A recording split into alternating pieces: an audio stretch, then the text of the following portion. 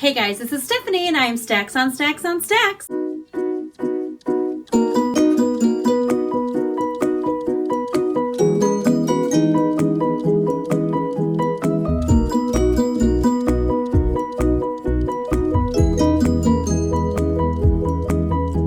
Today I am coming to you with day 5 of the 7 of 7 challenge. This was put on by Book Roast. I will link her information down below. If you'd like to participate in this, by all means, get your videos out there. It is not too late to participate.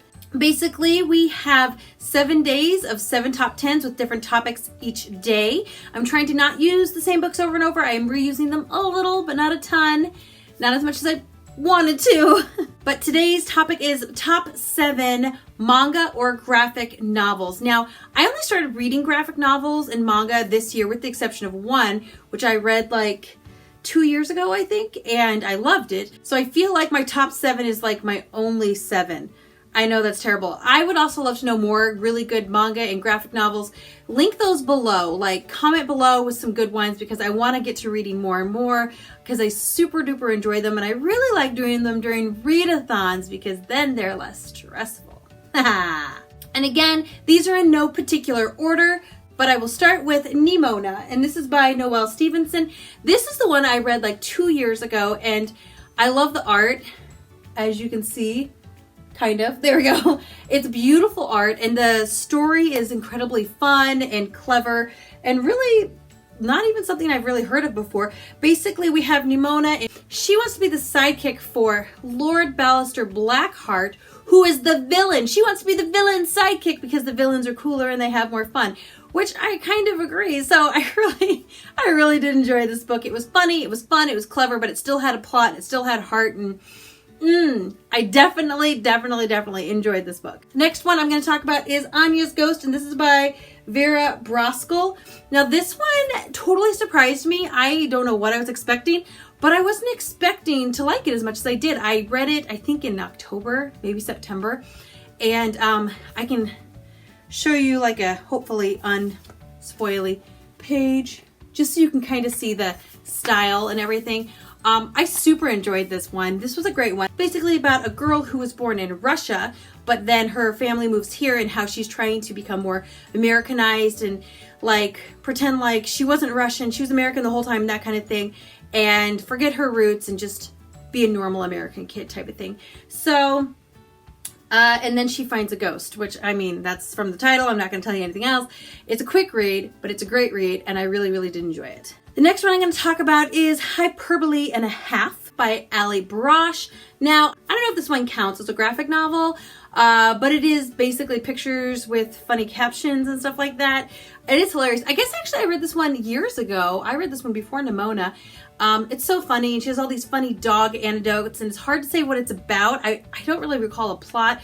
I just remember a lot of laughter, and she was really funny, and it was really great. So it's another one I would say to read. She does do a lot of funny things about the weird things dogs do, like scoot their butts, and why cats are like mean, and it's funny. It's just funny.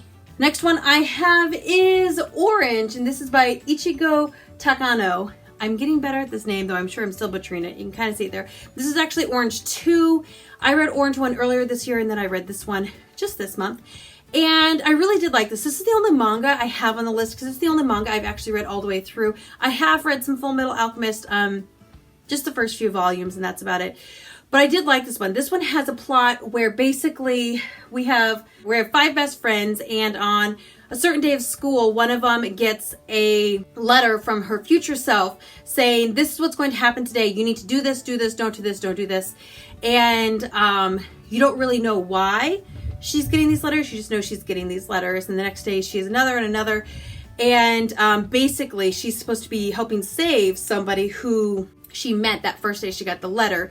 And these letters are supposed to be helping her make certain choices and decisions. And I don't want to go too much into it because I don't want to spoil things. But basically, letters from her future self to help her make decisions.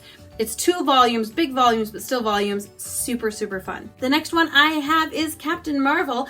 I read this one for the Booktubeathon this summer. And I read volume 1, which is like 8 of the little, magazine things.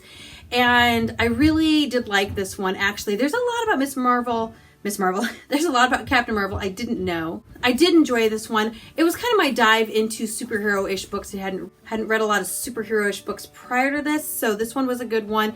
The pictures were great. The plot was great. At one point, she goes back to 1940s. I liked that too. So this was a fun one. I also read Miss Marvel, which is interesting because she's based off of Captain Marvel, which is not Captain Marvel. And this one was hilarious. I think I read 4 volumes of this one, and it was really fun. I really enjoyed it. So basically, I believe she's Pakistani. I could be wrong. And she gets into some muck, which gives her superpower.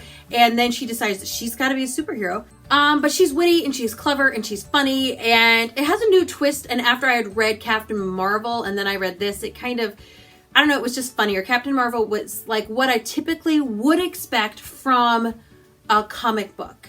But Miss Marvel was way funnier. I loved her nerd references. So many nerd references. It was great. The last one I'm going to talk about is The Gigantic Beard That Was Evil by Stephen Collins. I read this one this month too during the readathon at the beginning of the month. And I can probably show you some of the art. I really do like it. Picture by picture, simple. But the story was interesting and cute. I just really liked it. It was very simple, but I like simple. And very smart at the same time. So this was definitely one. I can see why it was a bestseller. Basically, this guy lives in a world, you could say island, I think it is though, where nobody really has facial hair. And then one day he starts to grow a beard, and then he shaves it, but it won't go away. It just keeps coming back. And so it's a humorous story. It's a fun story. It's a well-told story, and the art is beautiful. So that is it. That's my top 7 graphic novel manga haul. Like I said, I haven't read a lot. So if you guys have suggestions, please, please, please comment below with what your favorite manga or graphic novel is, because I would definitely love to read that. Also, feel free to like, subscribe. You can comment about other things too, or you can share whatever you want to do. I love to see your comments. I post videos on Tuesdays and Fridays, so you can find me here then, and I will talk to you guys then. Bye-bye. Who's that by? Who's that by? It's Jess.